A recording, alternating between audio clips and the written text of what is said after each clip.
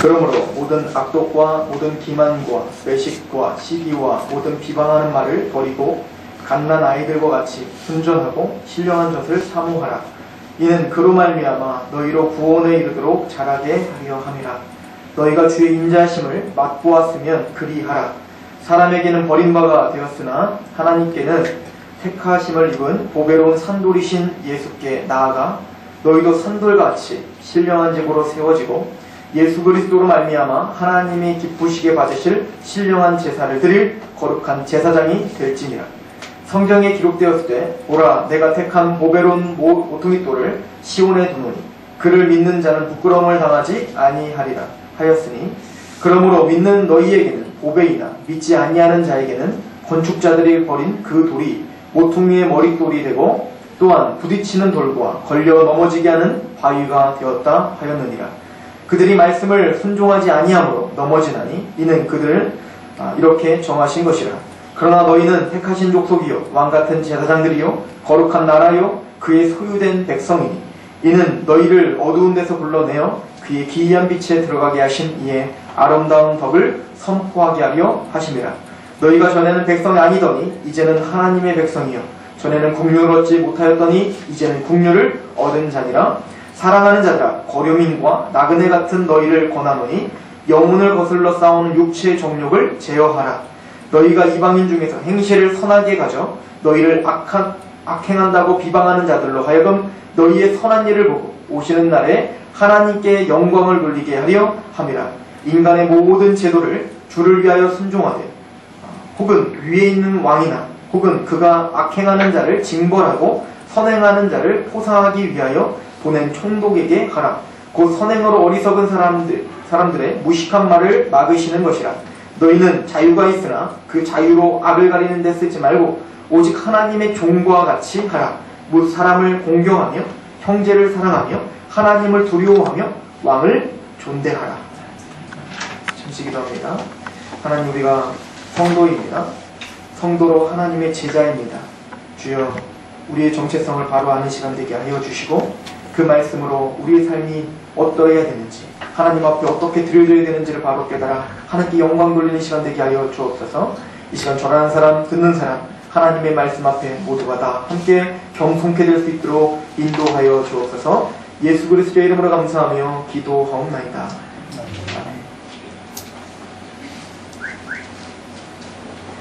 오늘 말씀은 대단히 긴 본문이죠.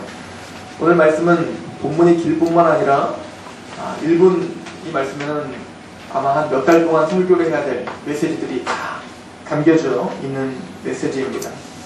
오늘은 2장 1절에서 17절까지 그 긴 구절을 통하여서 하나님께서 구원받은 하나님의 성도들을 어떻게 생각하시고 또 무엇이라 부르시고 계시며 또 우리가 어떠한 내가 누구구나 내가 어떤 사람이구나 어떻게 살아야 되는구나를 끊임없이 묵상할 수 있도록 하나님이 우리에게 주신 그 정체성을 확립하는 시간이 되시길 소망합니다. 제 친구들 중에는 해병대 출신들이 좀 있어요. 그 해병대 출신 친구들은 그 자부심이 대단합니다. 뭘 하든 내가 해병대 출신인데 그 해병대는 전혀 상관없는 일을 하더라도 그래도 내가 해병대에서는 이런 이야기를 계속 하는 거예요. 아마 그 해병대에서는 귀신 받는 해병대에서는 그 스스로 어떤 그 자아 정체성을 확립시켜 주는 것 같아요. 계속 정신교육을 받았겠죠. 너는 해병대야. 너는 해병대야. 그러니까 뭐 밥을 먹든 어딜 가든 다 해병대처럼 행동하는 거예요. 딱딱딱 막 이렇게 그죠. 그래서 하여튼 뭐 동네 축제만 있으면 다 뭐 어디서 옷을 다 주워 입고 다 해병대라고 와고 막 절도 있게 막 이러고 걸 보면서 우습기도 하지만 어찌 보면 우리 성도들에게는 그런 강한 자아 정체성이 필요하구나라고 생각이 듭니다. 성경은 우리에게 군인이라고 말합니다. 군사라고 말합니다. 그런 정신교육을 받아야 돼요. 내가 왜 군인이고 내가 어떻게 살아야 되고 내 행동 거지를 어떻게 해야 되는지에 대해서 명확하게 알고 살아야 된단 말입니다. 근데 우리가 삶이 너무 복잡하고 또 삶이 너무 힘들어서 그냥 오늘 하루 먹고 사는 것에 너무 급급한 나머지 우리가 정말 알아야 될 그 본질, 내가 하나님의 사람으로서 마땅히 알고 생각하며 그렇게 추구하며 살아야 될 그 본질들을 잊고 살 때가 너무 많다는 얘기입니다. 그래서 오늘 이 긴 구절이지만 우리가 이곳에서 6가지의 이야기를 같이 할 겁니다. 간단하게 우리가 큰 맥을 잡으면서 6가지 하나님이 우리를 무엇으로 보고 계시는지, 그래서 하나님 우리에게 정신교육을 시켜주시는 거예요. 네가 이러니까 이렇게 너가 행동하고 이렇게 성장해야 돼 라고 하나님이 보여주시는 그 목록들을 우리가 같이 좀 살펴보려고 합니다. 그 6가지는 오늘 제가 우리 주보에도 실었던 것처럼 첫 번째는 바로 갓난아이라고 이야기합니다. 성도는 갓난아이다, 아이라는 거예요.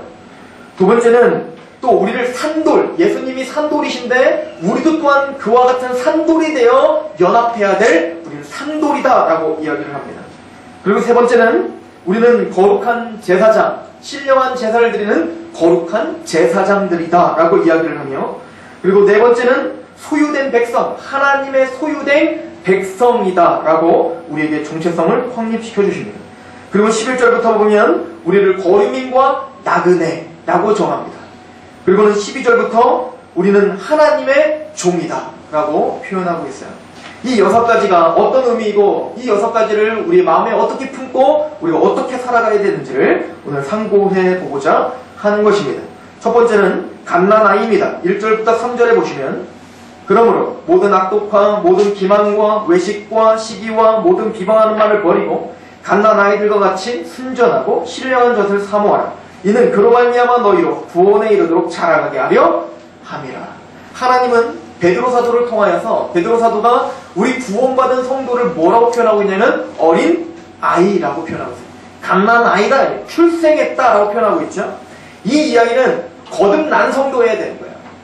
성경에서 구원받은 사람, 성경에서 하나님의 나라, 하나님의 백성은 단순히 몸이 교회에 와 있다고 해서 하나님의 백성이 아니라는 겁니다. 출생해야 돼요. 태어나야 돼요. 이거를 신학적으로는 거듭나야 돼요. 어떻게 거듭날 수 있죠? 아주 베드로 사도는 구체적으로 우리에게 설명해주고 있죠. 베드로전서 1장에 보면 1장 23절에 너희가 거듭난 것은 썩어질 씨로 된 것이 아니요 썩지 아니할 씨로 된 것이니 살아있고 항상 있는 하나님의 말씀으로 되었다. 그러니까 하나님의 말씀을 들을 때 우리는 다시 태어나는 거예요. 하나님의 말씀을 들을 때 우리는 다시 하나님의 백성으로 거듭나야 돼요. 이것은 모든 성도들은 마땅히 한 번쯤 거듭남의 체험이 있어야 된다는 것입니다. 예수님께서 니고데모에게 뭐라고 했습니까? 내가 진실로 너에게 이르노니 네가 거듭나지 아니하면 하나님 나라를 볼 수 없다. 내가 진실로 너에게 이르노니 물과 성령으로 거듭나지 아니하면 너는 하나님의 나라에 들어갈 수 없다. 아무리 교회에 와서 열심을 내고 최선을 다하고 직분을 받았더라도 내가 거듭남의 경험이 없다면, 내가 다시 태어났구나, 내가 정말 하나님의 자녀로 태어났구나라고 하는 그 경험이 없다면 그는 천국을 볼 수도 없고 갈 수도 없어요. 이 말씀을 진지하게 받아들이시길 소망합니다. 그래서 거듭나야 돼요. 그래서 베드로 사도는 이것을 출생을 비유하는 겁니다. 1장 25절에 보면 오직 주의 말씀은 세세토록 있도다 하였으니 너에게 전한 복음이 곧 이 말씀이다. 즉 복음의 말씀을 듣고 우리가 정말 거듭났구나, 나는 새로운 인생이구나, 새로운 피조물이구나 라고 다시 태어나는 역사가 있길 소망합니다. 그렇게 우리가 새로 태어났다면 이제 뭐가 됐다는 거예요? 아이다, 갓난아이다. 제가 제 아내한테 가끔 이런 이야기를 합니다. 하준이가 안 컸으면 좋겠다, 이대로 그냥 있었으면 좋겠다. 왜냐면 너무 이쁜 거예요. 어른들도 그러더라고요. 이때가 제일 이쁘다는 거예요. 얘 말도 따라하고 그냥 얼굴도 제일 뽀송뽀송 이쁘고 겁나 얘가 어떻게 변할지. 근데 이대로 있었으면 좋겠는 거야. 근데 그게 정말 우리에게 기쁨이 될까요? 저에게 정말 기쁨이 될까요? 이대로 정말 계속 살면 하늘이같이 크지도 않고 10년 돼도 20년 돼도 30년 돼도 계속 그 모양이면 정말 내 마음이 기쁠까요? 항상 그렇게 안아달라는데 허리도 아파 죽겠는데 맨날 안아주고 그렇게 내가 살아갈 수 있을까요? 아니에요. 인생에 있어서 아마 가장 큰 짐이요 가장 큰 아픔일 거예요. 아이의 사명은 먹고 싸고 커야 되는 거예요. 마찬가지로 구원받은 하나님의 백성들은 갓난아이로 태어난 거라는 겁니다. 그러므로 뭐 하라는 겁니까? 구원에 이르도록 자라가라. 여기서 말하는 구원은 영혼구원을 말하는 게 아니에요. 구원의 완성, 하나님이 우리에게 목적하신 그리스도의 장성한 분량으로 자라가야 돼요. 신앙이 성장해야 된다고요. 히브리서 5장 12절에 보면 때가 오래되었으므로 찔리시죠? 때가 오래됐잖아요. 우리 예수님 믿은 지 꽤 됐잖아요. 너희가 마땅히에요. 당연히 선생되었을 터인데 이제는 복음을 가르쳐주고 복음을 전하고 하나님의 제자의 도가 무엇인지를 가르쳐줘야 될 터인데 너희가 말씀의 초보에 대해서 계속 가르침을 받아야 될 수준이니 내가 답답하다. 히브리 기자가 그렇게 얘기하는 겁니다. 단단한 음식을 못 먹고 젖이나 먹는 어린아이가 되었구나. 구원을 받으셨습니까? 자라야 된다. 베드로 사도는 우리의 사명이 있다는 거예요. 그렇구나. 나는 어린아이구나. 즉 나는 자라야 될 사명이 있는 자구나. 어린아이가 젖을 사모하는 것처럼 신령한 젖을 사모해야 되는 사람이구나. 그 신령한 젖이 무엇입니까? 우리를 구원시켜 주신 말씀이야. 말씀을 연구하고 말씀을 보고 말씀을 묵상함으로 우리는 어떻게 돼요? 자라가야 돼요. 나 예배 잘 드립니다. 아니요. 개인적으로 여러분들은 말씀을 묵상하셔야 됩니다. 오늘 히브리 기자의 말을 이렇게 생각하시면 좀 충격적인 거죠. 여러분들 자녀가 있습니다. 대학교를 들어갑니다. 그런데 그 대학교를 들어가는 그 자녀가 더하기 빼기밖에 못해요. 충격 아니에요? 그럼 아마 여기 새벽님은 맨날 나오셔서 기도하실 것 같아요. 솔로몬 같은 지혜를 좀 주세요. 아니 솔로몬 같지도 않고요. 그냥 제대로 된 지혜만 주세요. 끊임없이 기도할 거예요. 내 자녀가 이렇게 성장하지 못합니다. 더하기 빼기밖에 못해요. 하나님 어쩌면 좋습니까? 라고 분명히 여러분들은 100%다 흘려 기도할 겁니다. 그럼 너무 놀라운 건 우리가 신앙이 성장하지 않는데 전혀 충격을 받지 않는다는 겁니다. 그러나 사도 베드로는 말하는 거예요. 너희도 어린아이로 태어났으니 성장해야 된다는 거예요. 그러므로 이 시간부터 나는 성장해야 될 사람이구나. 끊임없이 말씀을 충족하고 신령한 것을 사모하는 어린아이처럼. 어린아이는 배우지 않아요. 어린아이는 교육을 받지 않는다고요. 그러나 본능적으로 어때요? 신령한 것을 찾아요. 끊임없이 온 힘을 다해서 그 젖을 빨아당긴다고요. 이게 본능이에요. 구원받은 자의 본능은 말씀을 사모하는 겁니다.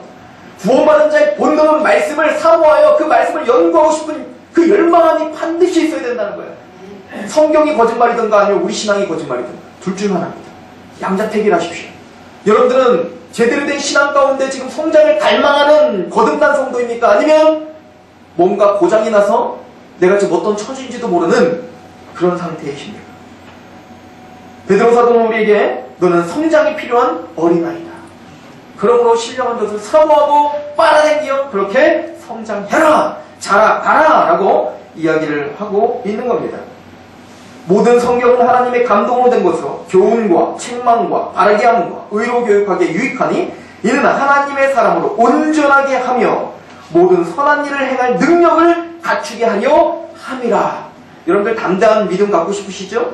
여러분들 어디 있든 무엇을 하든 하나님의 뜻 가운데 힘있게 우르나 좌르나 치우치지 않는 신앙 갖고 싶으시죠? 내가 사도 바울처럼 부의 천하나 빈의 천하나 나는 하나님 일체의 비결, 자족의 비결을 배울 수 있는 하나님의 든든한 사람으로 세워지기를 소망하시죠? 그렇다면 하나님의 감동으로 된 성경을 읽으셔야 돼요. 그 성경은 우리를 의로 교육하기에 합당하고 우리를 완전한 크리스찬으로 만들어가며 그리고 모든 선한 일을 감당할 수 있는 능력이 말씀에서 나옵니다.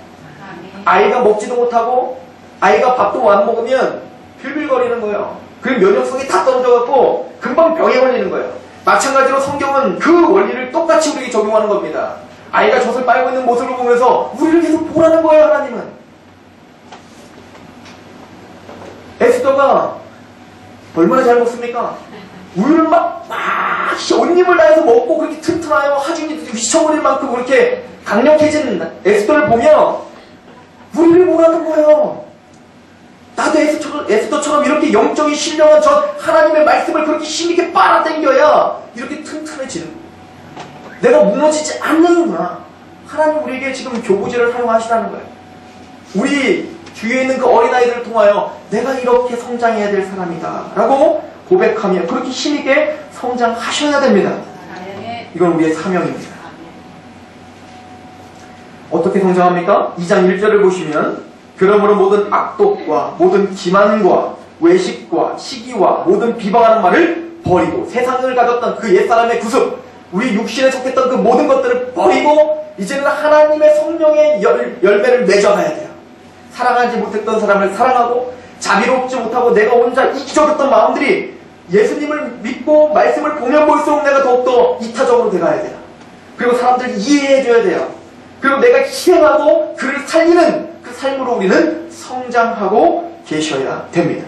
아멘. 우리는 성장이 필요한 어린아이입니다. 아멘. 그리고는 이 사도 베드로는 이 가정에서 어린아이가 출생을 하고, 그리고 태어나면 반드시 어떻게 해야 돼요? 이제는 걸어서 어떻게 해야 돼요? 나가야죠.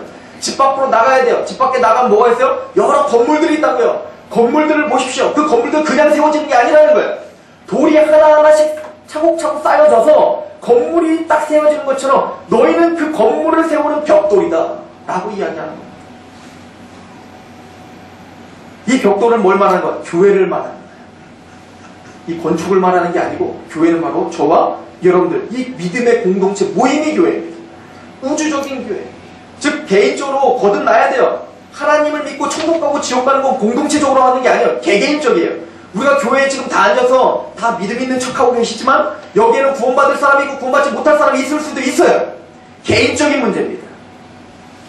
아무리 그 교회가 유명하고 아무리 그 교회가 시험천안해도 내가 믿음이 없으면 그만이에요. 내가 거듭나지 못하면 지옥불에 던져지는 거예요. 그러나 그렇게 하나님이 개인적으로 불렀다면 이제 뭡니까? 공동체로 부르신다는 거예요. 우리는 교회예요. 서로 연합하여 교회를 만들어가야 될 사람이에요. 가끔 이런 사람들이 있어요. 뭐 예수님 믿고 구원 받았는데 굳이 또 뭘 또 예배를 드리고, 요즘 딱 핸드폰이니 인터넷으로 충분히 설교 듣는데 그냥 편안하게 딱 예배 드리고 말씀 듣고 감격하고 찬양 부르고 계좌로 딱 헌금 송출하고 이러면 되지. 굳이 힘들어 죽겠는데 와서 뭐 사람과 교제를 하고 나누고 뭐 밥을 먹고 또 목장 모임을 하고 굳이 그럴 필요가 뭐 있겠습니까? 그러면 단 하나예요. 당신은 성경대로 믿음 생활하지 않는 것입니다. 성경은 분명 우리가 어린아이로 출생했다면 벽돌이 되어 교회를 만들어가는 자가 되어야 된다고 이야기합니다. 오늘 말씀을 보십시오. 4절입니다. 사람에게는 버림바가 되었으나 하나님께서는 택하심을 입은 보배로운 산돌이신 예수께 나아가자. 산돌 대신 리빙스톤이신 예수님에게로 우리가 나아가요. 예수님을 만나야 돼요. 5절, 너희도 산돌과 같이 신령한 집으로 세워지고. 산돌이신 예수님을 만나면 누가 산돌이 돼요? 우리가 예수님처럼 산돌이 돼야 돼요. 그럼 이 산돌은 어떻게 쓰임받는 산돌이죠? 돌이 돼가지고 그냥 굴러다니는 돌이 아니에요. 목적이 있는 산돌이 됐다고요. 우리를 산돌로 만드신 이유는 뭐예요? 신령한 집으로, 즉 교회를 말하는 겁니다. 이 교회로 우리가 지어져야 된다는 거예요. 구원 받으셨습니까? 여러분들 거듭나셨어요? 그리고 여러분들 성장하십니까? 그 성장의 목적은 교회로 지어지기 위함입니다. 로마서에 보면 로마서 1장에서 11장까지 하나님의 은혜, 구원에 대해서 설명을 합니다. 믿음으로 구원받는 거야. 너희 행함으로 구원받을 수 없어. 믿기만 해. 그럼 하나님의 의가 너희 것이 돼. 이것을 설명을 한 다음에 로마서 12장부터 이렇게 설명합니다. 그러므로 이제는 너희의 몸을 거룩한 산제물로 드려라. 하나님이 기뻐하시는 거룩한 산제물로 드려라. 이게 마땅하다. 구원받았다면 마땅히 감사함으로 하나님 앞에 산제물이 되는 것, 예배자가 되는 게 마땅해. 그리고 그 예배 덕목에 대해서 이야기할 때 제일 먼저 말하는 게 뭐냐면 교회 안에서 너희가 어떻게 산제물이 되는지에 대해서 설명하는 거야. 성도를 섬겨라. 너희의 은사로 교회를 섬겨라. 그래서 이 공동체를 만들어 가라. 너희가 벽돌이 되라. 유용한 벽돌이 되어서 이 교회가 튼튼히 설 수 있도록 같이 공동체로 모여라는 거예요.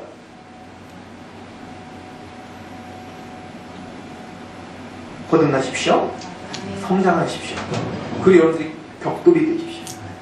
교회의 일원이 되셔서 교회를 세우는 일에 여러분들이 쓰임 받으십시오. 이것이 우리의 정체성이라고 성경은 이야기해요. 누구처럼? 예수님과 같이 산돌이 돼요. 예수님이 근데 어떻게 산돌이 되셨다는 거예요? 6절부터 보십시오. 성경에 기록되었을 때 보라, 내가 택한 보배로운 모퉁이 돌을 시온에 두노니 그를 믿는 자는 부끄러움을 당하지 아니하리라 하였으니, 그러므로 믿는 너희에게는 보배이나 믿지 아니하는 자에게는 건축자들이 버린 그 돌이, 버렸어요. 세상은 버림받고 세상에서는 고난받고 세상에서는 값어치없다 여기지만 믿는 우리들에게 그게 보배인 것을 아는 산돌이신 예수님처럼 자기 십자가를 짊어지고 죽기까지 복종하시고 겸손했던 그 마음을 품었던 예수님처럼 너희도 그리스도의 마음을 품으라. 그 마음이 뭡니까? 하나님과 동등되셨던 분이 그 동등됨을 끝을 것을 여기지 않고 자기를 비워 종의 형체를 띠고 죽기까지 와 복종하셨다. 나보다 남을 낮게 여겨라. 무슨 얘기입니까? 이럴 때 우리는 산돌처럼 교회를 섬기고 서로 성도들을 섬길 수 있는 것, 겸손입니다. 예수님이 십자가를 짊어지신 겸손함을 가져야 될 우리는 산돌이다. 교회로 지어지시길 소망합니다. 아멘. 세 번째는 제사장이라고 설명을 하고 있어요. 우리 5절을 보십시오. 너희도 산돌같이 신령한 집으로 세워지고 예수 그리스도로 말미암아 하나님이 기쁘시게 받으실 신령한 제사를 드릴 거룩한 제사장. 제사장은 구약에 있는 제사장은 두 가지 특권이 있었어요. 첫 번째 특권은 일반 백성들은요 성막 안에 그 성소 안에는 들어갈 수 없었어요. 뜰만 밟을 수 있었다고요. 근데 그 성소 안에 누구만 들어갈 수 있냐면 바로 제사장만 들어가요. 두 번째 특징은 그 제사장은 성소에 들어가서 희생제사를 드릴 수 있는 특권이 있었어요. 즉 뭡니까? 예배입니다. 구원받은 사람은 우선순위가 예배여야 돼요. 구원받은 사람은 무엇보다 예배를 우선순위로 여겨야 된단 말입니다. 단순히 예배를 드리면 복받는다가 아니고 우리의 존재 자체가 제사장이라니까요. 희생제사를 드리고 있는 사람이어야 돼요. 내 시간을 허비해 하셔야 돼요. 내 시간을 하나님께 드리셔야 되고요. 내 몸을 드리셔야 되고요. 내 물질을 드리셔야 되고요. 내 삶을, 내 의지를 드리셔야 되는 제사장이 됐다는 거예요. 구원받은 사람은 제사장입니다. 예배의 우선순위를 두셔야 돼요. 나는 삶의 예배를 드리는데요. 제가 확신컨대 보여지는 예배를 승리하지 못하고 삶의 예배를 승리한다는 건 거짓말입니다. 보여지는 예배조차도 이렇게 어영부영은 어떻게 내가 혼자 하나님 앞에 독대하는 내 삶 속에서 하나님 앞에 우선순위를 드리는 삶을 살 수 있다는 말입니까? 거짓말 아니에요? 예배를 우선순위를 드리는 사람, 이게 구원받은 성도라고 성도는 말입니다. 제사장이에요. 예배자예요. 너희가 먹든지 마시든지 무엇을 하든지 하나님의 영광을 위하여 하라. 그러므로 이제는 하나님이 기뻐하시는 거룩한 산제물로 너희의 삶을 드리라. 이것이 우리의 정체성이에요. 믿으십니까? 그리고는 9절부터 10절은 하나님의 소유된 백성이라 이야기합니다. 9절입니다.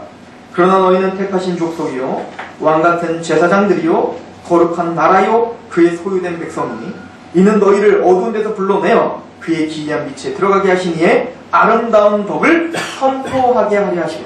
교회 안에서 예배자입니다. 성소 안에 들어와서 우리는 성소를 사랑하고 성소에서 그리스도를 위한 그리스도 십자가를 짊어진 그 예수님을 붙들고 희생제사를 드리는 예배자예요. 신령한 예배를 사모하는 제사장입니다. 더 나아가서 이 제사장, 왕같은 제사장이라 함은 그의 기이한 빛에 들어가게 하시니에 아름다운 덕을 선포하게 하려 하십니다. 소유된 하나님의 백성, 이것은 이스라엘 백성을 가리키며 우리에게 말하는 거예요. 하나님이 출애굽기 19장에 보면 내가 너희를 선택했다는 거죠. 내가 너희를 제사장의 나라로 세웠다는 거죠. 그 이유는 뭡니까? 어떤 신이 너희에게, 어떤 신이 이렇게 너희에게 행한 것처럼 행한 신이 어디 있느냐? 이스라엘아, 어떤 신이 홍해를 가르고 광야에서 너희를 불기둥과 구름기둥이 너를 인도하시고 어떤 신이 이런 구원을 경험케 해주느냐 이거죠. 그리고 어떻게 하는 겁니까? 이게 기이한 빛을 받은 거예요. 어떤 신이 자기 아들을 내어주며 어떤 신이 자기 아들을 내어주기까지 죽이면서까지 우리를 구원시켜 주십니까? 어떤 신이 하나님을 배격하고 그 신에게 원수되고 행동했는데 언제도 우리를 설득하시고 구원시키려고 끊임없이 설득하시는 하나님이 어디 계신다는 말입니까? 근데 내가 바로 그런 신 아니냐? 그 하나님의 은혜를 받았다면 이제는 어떻게 하라는 겁니까? 그 기이한 빛을 선포하라. 이제는 교회 안에서 예배자라면 교회 밖으로 나가 증거자가 돼야 된다라고 성경은 말합니다. 이거는 모든 크리스찬들의 공통적인 정체성이에요. 나는 증거자다. 기이한 빛을 선포해야 될 하나님의 사람이다. 이거를 계속 성경은 우리에게 가르쳐주고 있는 것입니다. 그리고 다섯 번째는 바로 거류민과 나그네와 같다. 11절 같이 한번 읽어봅니다. 시작. 사랑하는 자들아, 거류민과 나그네 같은 너희를 권하노니. 우리를 또 뭐라고 합니까? 거류민과 나그네. 이게 무슨 얘기입니까? 이 땅의 최종 목적지가 아닌 것을 알고 사는 사람이라는 거죠. 나그네는 이 땅에 집이 없는 사람이에요. 거류민은 여기서 거주하는 사람이 아니에요. 그냥 지나가는 거예요. 마찬가지로 이 땅이 내 집이요, 이 땅이 내 본향이요, 이 땅이 내 것이라고 말하지 않는 사람이라는 거예요. 우리 집이 있는데요? 축하합니다. 그러나 그 집이 진짜 집이 아니라고 우리는 믿고 사는 거예요. 언제든지 하나님이 걷어가시면 툭툭 털고 일어날 수 있는 텐트다라고 생각하셔야 되는 거예요. 이렇게 생각하고 살았던 사람이 아브라함이었죠. 히브리서 11장을 자세히 읽어보세요. 아브라함이 가는 가나안 땅을 주셨지만 그 가나안 땅에 살면서도 텐트 치고 살았대요. 왜 그렇죠? 이게 진짜 내 본향이 아니라고 믿었던 거예요. 그래서 아브라함과 이삭과 야곱은 검소한 삶을 살았던 거예요. 단순한 삶을 살았던 거예요. 왜요? 이 땅이 진짜가 아니니까. 그리고 우선순위가 이 땅의 것이 아니라 영원한 것에 우선순위를 두고 사는 사람. 아, 내 시민권은 여기가 아니라 하늘나라라는 것을 아는 사람. 이게 저라는 거예요. 이게 여러분이라는 거예요. 이게 세상과는 다르잖아요. 세상은 이 땅이 정말 전부라고 알고 살잖아요. 통장이 전부라고 알고 살잖아요. 내가 뭔가 돈을 벌어서 내가 뭔가 움켜져야 행복하다고 하는 사람들이잖아요. 그런데 우리는 뭐라고요? 나그네라니까요. 나그네. 우리는 지나가는 사람들이야. 길면 80년이에요. 우리 인생은 뭡니까? 그 나그네의 길을 걸어가는 사람이에요. 이 자아 정체성이 확실한 사람들. 이게 바로 성도다라고 이야기를 하고 있어요. 그리고는 마지막으로 이렇게 설명을 합니다. 우리 11절에 다시 한번 읽어보면 사랑하는 자들아 거류민과 나그네 같은 너희를 권하노니 영혼을 거슬러 싸우는 육체의 정욕을 어떻게 하나? 제어하는 사람. 이게 나그네의 삶인 거죠. 내 육체의 정욕을 제어할 수 있는 사람. 예수님 분명히 이렇게 말합니다. 두 주인을 섬길 수 없다라고 말했어요. 한 주인은 뭐죠? 돈이에요. 한 주인은 예수님이에요. 두 주인을 섬길 수 없대요. 나그네의 삶이라는 것은 돈을 섬기는 게 아니라 누굴 섬기는 거예요? 하나님을 섬기는 거예요. 그럼 하나님을 섬긴다면 당연히 어떻게 해야 돼요? 양자택일 할 때 어떤 강아지가 따라와요. 두 사람을 따라가요. 두 사람 다 누가 주인인지 몰라요. 그런데 언제는 딱 어떤 사람이 주인인 거 알죠? 갈림길을 딱 나눠지면 누굴 따라가는지 보면 누가 주인인지 알아요. 우리도 평소에는 몰라요. 내가 돈을 섬기고 있는지 하나님을 섬기는지 잘 모른다고요. 스스로 속고 있으니까요. 그런데 갈림길에 있어요. 선택의 기로에 있을 때 여지없이 우리가 돈을 선택한다면 그 사람의 주인은 돈인 거예요. 여지 없어요. 확실해요. 우리만 모르지 하나님과 천사들은 다 알아요. 그리고 스스로 속이고 있는 거예요. 나는 하나님이 주인이라고. 분명히 성경을 합니다. 나그네는 정욕을 제어하고 돈을 주인으로 섬기는 게 아니라 하나님을 주인으로 섬기는 사람이라는 겁니다. 이게 우리의 정체성이에요. 그리고 마지막은 바로 우리는 하나님의 종이라는 거죠. 그럼 하나님의 종된 삶의 태도는 무엇인가 보십시오. 13절 인간의 모든 제도를 주를 위하여 순종하되 혹은 위에 있는 왕이나 혹은 그가 악행하는 자를 징벌하고 선행하는 자를 포상하기 위하여 보낸 총독에게 하라. 곧 선행으로 어리석은 사람들의 무식한 말을 막으시는 것이라. 너희는 자유가 있으나 그 자유로 악을 가리는 데 쓰지 말고 오직 하나님의 종과 같이 하라. 무사람을 공경하며 형제를 사랑하며 하나님을 두려워하며 왕을 존대하라. 이게 무슨 얘기입니까? 우리가 나그네이기 때문에 이 세상에 소속되지 않은 하나님의 시민권자지만 그러나 또 반대로 우리는 어디에 살고 있어요? 이 땅에 살고 있으면 이 땅의 질서와 규칙을 지켜야 되는 거죠. 예를 들어서 난 믿음이 좋습니다. 난 나그네입니다 하고 산에 다 올라가면 안 된다는 거예요. 직장을 다니셔야 된다는 거예요. 일을 하셔야 된다는 거예요. 안 믿는 가정에 들어가셔야 된다는 거예요. 그 가정을 버리면 안 된다는 거예요. 안 믿는 남편이지만 그 남편의 권위를 인정해줘야 된다는 거예요. 누구를 대하든 하나님을 대하든 이게 하나님의 종의 태도라는 거예요. 자, 지금 6가지를 빠르게 정리했습니다. 첫 번째는 갓난아이, 두 번째는 교제가 필요한 산돌, 세 번째는 예배를 드려야 될 거룩한 제사장, 네 번째는 하나님의 말씀을 증거해야 될 하나님의 소유된 백성, 다섯 번째는 거류민과 나그네, 여섯 번째는 세상에 속한 하나님의 종이다. 자, 이 6가지 말씀을 사도 베드로는 굉장히 일목요연하게 지금 정리를 해놓고 있는 거예요. 둘둘씩 짝을 접은 거예요. 그것도 반대된 것. 지금 오늘 제가 설교 제목을 균형 있는 성도의 정체성이라고 했어요. 균형이 잡힌 게 성도라는 거예요. 균형이 잡힌 사람이 제자라는 거예요. 자, 보십시오. 첫 번째 그룹인 갓난아이와 교제를 나누는 산돌, 이 두 가지를 균형을 잡아야 된다는 거예요. 개인적으로 하나님을 만나셔야 됩니다. 개인적으로 신앙이 성장하셔야 돼요. 거듭나셔야 돼요. 천국에 대한 확신이 있으셔야 돼요. 그런데 그 확신과 그 경험은 반드시 뭐와 균형을 이루어야 돼요? 산돌이시, 공동체와 균형을 이루어야 돼요. 개인적인 신앙이 독특하여 자꾸 공동체를 깨버린다면 그건 제대로 된 신앙이 아니라는 거예요. 믿으십니까? 여러분들의 신앙이 성장하십시오. 그리고 그 신앙 성장한 것을 교회 공동체에서 연합함으로 증명하십시오. 이것이 올바른 성도라는 것입니다. 두 번째는 우리는 예배자입니다. 교회 안에 오셔야 돼요. 교회에서 예배를 드리고 예배를 사모하고 무엇보다도 우선순위로 예배를 사모하는 사람이 돼요. 예배가 감격스러워야 됩니다. 예배 때마다 예배를 감격하며 오셔야 돼요. 일찍 오세요. 기도로 준비하시고 찬양으로 준비하셔야 돼요. 예배 맡으신 분들은 그 기도를 맡으시거나 또 찬양을 맡으시거나 늦으시면 안 돼요. 이것은 하나님과 약속한 거잖아요. 여러분들 너무 우습게 여기지 마십시오. 여러분들 만약에 이 교회가 큰 교회고 몇만 명 교회면은 그거 빼먹겠습니까? 그 얘기 자체가 우리 인본주의에 지금 완전히 죄악 가운데 있는 거예요. 여러분들 작은 교회지만 이 교회에서 맡은 것은 충성을 다 하셔야 돼요. 하나님 앞에서 예배자로 서셔야 돼요. 믿으십니까? 이제부터 바뀌길 원합니다. 2013년도에는 예배자로 뭔가 순서에 맡은 사람이 빠지는 일이 없길 원합니다. 회개하셔야 돼요. 그래서 하나님과의 약속을 어기는 겁니다. 예배자로 서십시오. 그리고는 그 예배자로 서셨다면 균형이 바뀌어야 돼요. 교회 안에서 잘한다고 되는 게 아니에요. 그렇게 예배자는 반드시 증거의 삶이 있어야 돼요. 이 교회 밖에서의 삶이 증거하는 삶이 있어야 된다고요.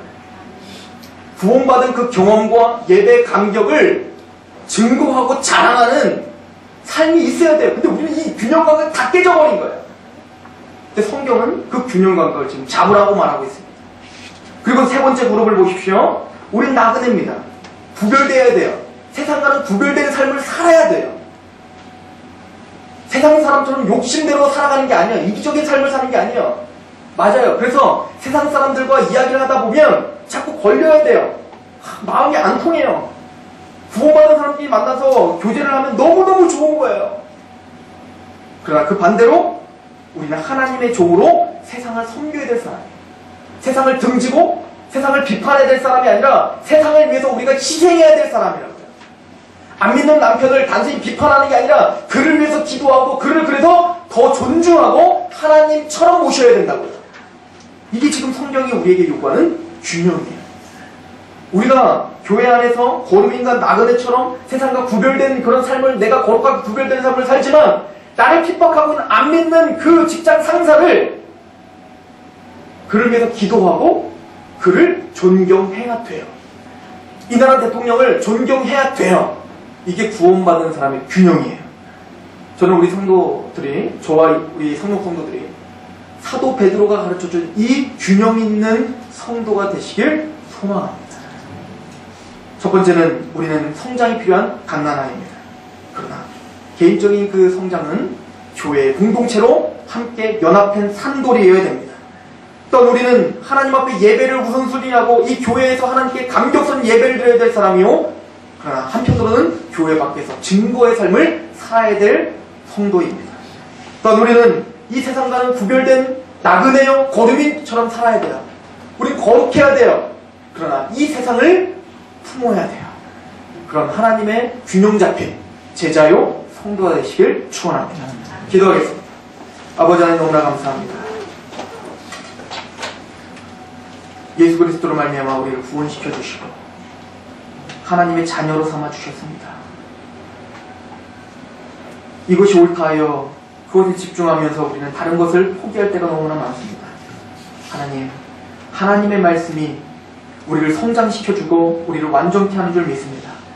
그렇다면 오늘 말씀이 선포한 것처럼 우리가 갓난아이처럼 산돌처럼 거룩한 제사장처럼 하나님의 소유된 백성처럼 거류민과 나그네처럼 그리고 하나님의 거룩한 종처럼 그렇게 살아가게 하여 주옵소서. 주님의 은혜가 필요합니다. 주님의 말씀대로 주님의 성령님의 능력대로 우리가 그렇게 승리하며 살아갈 수 있도록 도와주옵소서. 예수 그리스도의 이름으로 감사하며 기도하옵나이다. 찬송합니다.